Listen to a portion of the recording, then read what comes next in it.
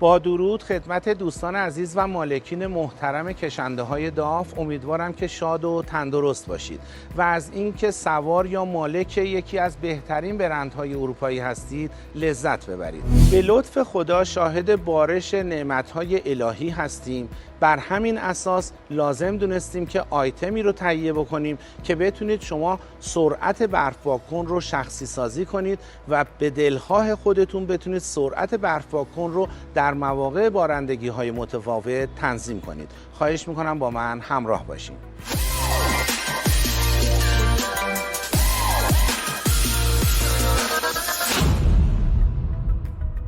دوستان عزیز، همونطور که مستحضر می باشید سیستم برف پاک‌کن خودروهای داف به صورت پیش‌فرض 3 حالت رو داره که در حالت نرمال هر 3 ثانیه یک بار عمل میکنه، در حالت تند هر ثانیه یک بار عمل میکنه و روی عدد 1 هست و در حالت سریع در هر 1 ثانیه 2 بار عمل میکنه.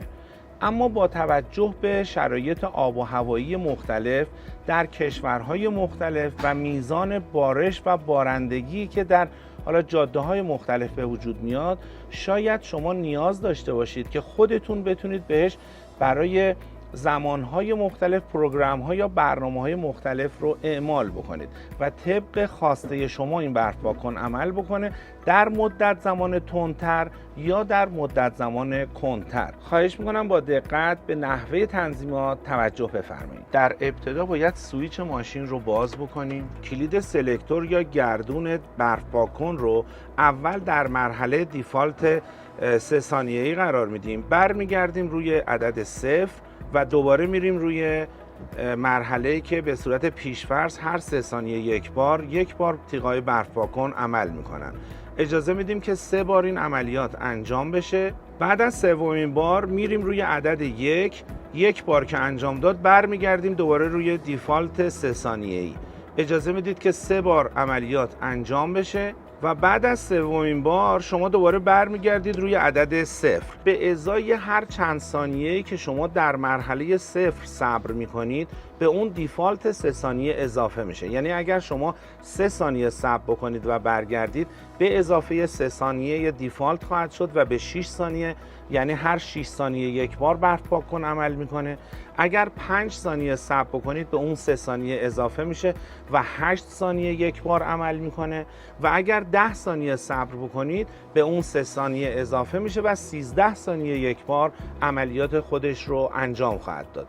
این پروگرامینگ در حافظه خودش خواهد موند مگر اینکه شما دوباره پروگرام بعدی رو بخواید روی اون اعمال بکنید. دوستان عنایت داشته باشید نهایت میزان ثانیه‌ای که میتونید به اون 3 ثانیه اضافه کنید حد اکثر 10 ثانیه است و اگر شما بیشتر از 10 ثانیه در نقطه 0 تمرکز بکنید و بایستید قطعا دوباره برمیگرده به همون 3 ثانیه دیفالت کارخونه و تنظیمات همگی پاک خواهند شد و دقیقا هر 3 ثانیه یک بار عمل خواهد کرد. دوستان عزیز توجه داشته باشید اصلی ترین هدف من و تیم حرفه‌ای همراه من از طراحی، تدوین و ضبط محتواهای آموزشی که با صرف زمان طولانی و هزینه‌های زیاد به صورت رایگان در اختیار شما قرار میدیم صرفاً بالا بردن سطح علمی و ارتقاء دانش فنی شما نسبت به این خودروی عالی هستش. سپاسگزارم از اینکه همراه همیشگی ما هستید. امیدوارم که این آیتم هم برای شما مفید واقع شده باشه. روز خوبی داشته باشید. خرد یارتون باد.